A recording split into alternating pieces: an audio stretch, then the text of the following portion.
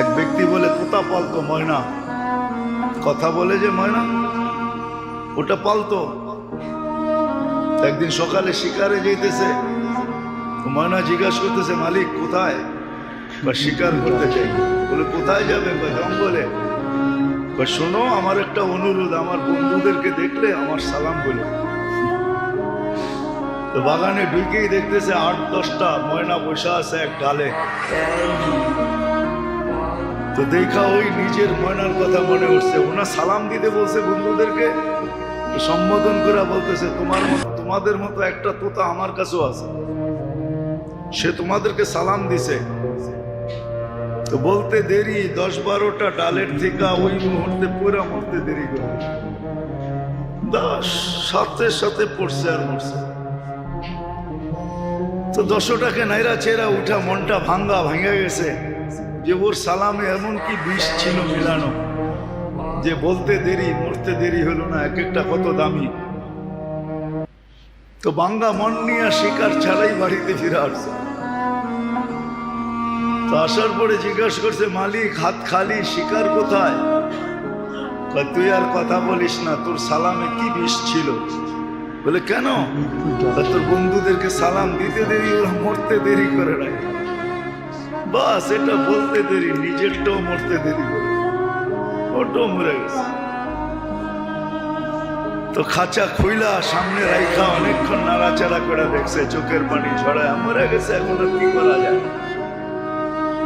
যখন উঠা অন্য মনস্ক হয়ে দাঁড়াইছে তো তোতা উইরা চালের উপরে যায় বসা বসে, ধাক্কা বাক্কা খায়া গেছে। এটা কি হইলো? তো মরা গেল, আবার জীবিত হয়ে উড়াল দিল কি করা?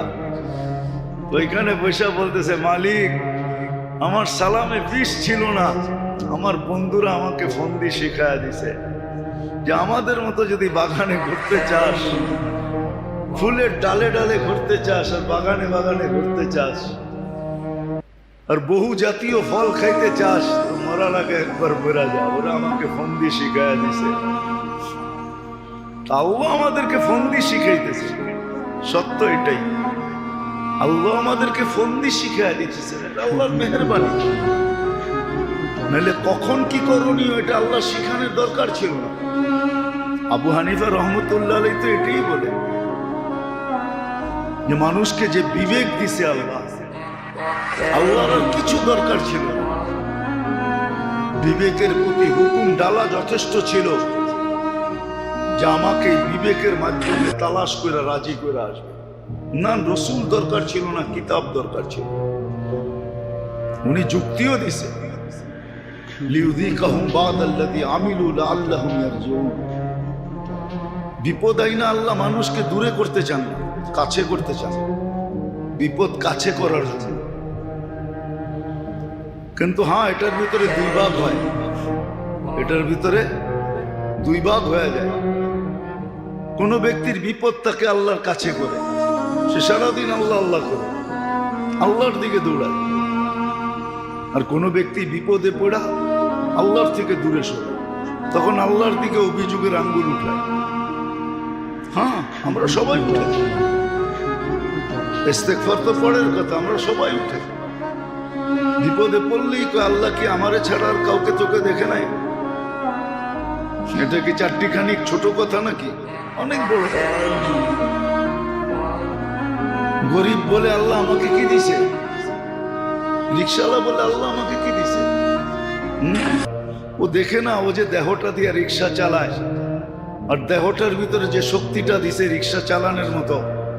এখন তো অটো রিক্সা চলে আসছে, এর আগে তো অটো ছিল না।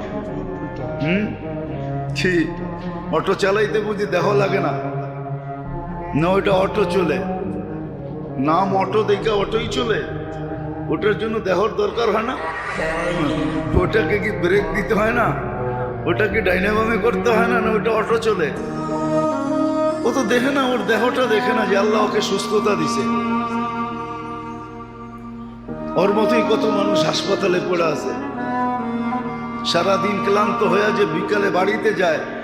পাওয়ার ব্যাংকের মতো যদি ক্লান্তিটা জমা থাকতো ওটার ভিতরে, দেহের ভিতরেই জমা থাকতো, আল্লাহ কি সিস্টেম করতে পারতেন না?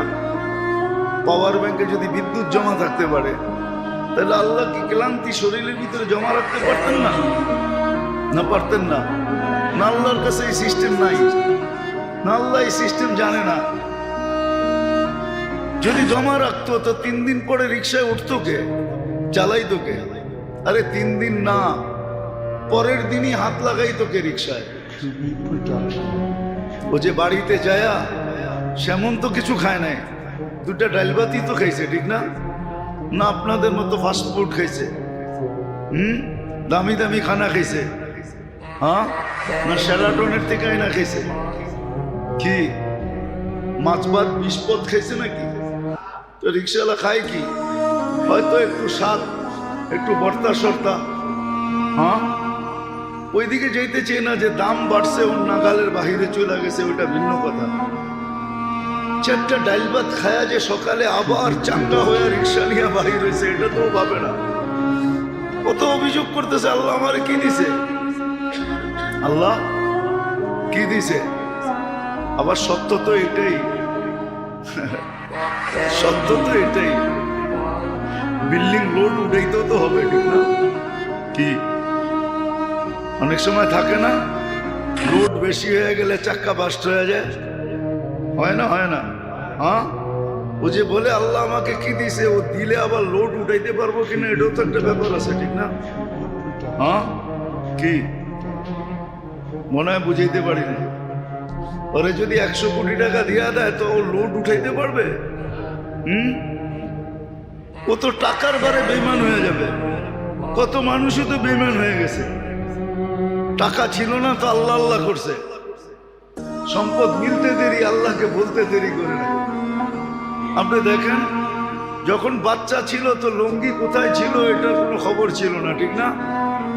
যুবক হইতে দেরি, বাপ আসতে দেরি করে না। এখন বাপ লয়া চলে, জিন্সের প্যান্টের বাপ কি, টি শার্টের বাপ কি, চুলের স্টাইল কি, বাপ নিয়ে চলে না। অথচ অল্প কয়েকদিন আগে ওর লুঙ্গিরও খবর ছিল না।